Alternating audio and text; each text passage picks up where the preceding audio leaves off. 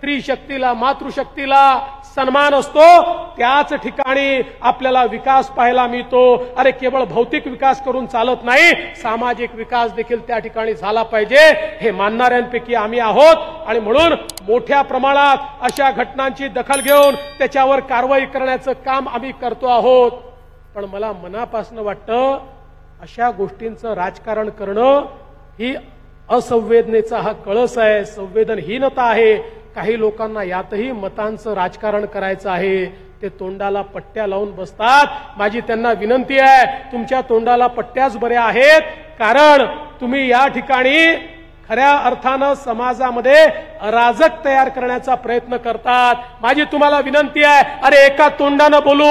या ठिकाणी महिलांच्या हक्काच्या संदर्भात, महिलांच्या सुरक्षिततेच्या संदर्भात, आमच्या महिलांच्या विकासाच्या संदर्भात आम्ही एकत्रित एका तोंडाने त्या ठिकाणी बोलू शकतो। पण तुम्हाला ते बोलायचं नाहीये, तुम्हाला निव्वळ राजकारण करायचं आहे। आणि म्हणून अशा प्रकारे संवेदनशील बाबींवरही राजकारण करणाऱ्यांना त्यांची जागा दाखवून देण्याची आवश्यकता आहे।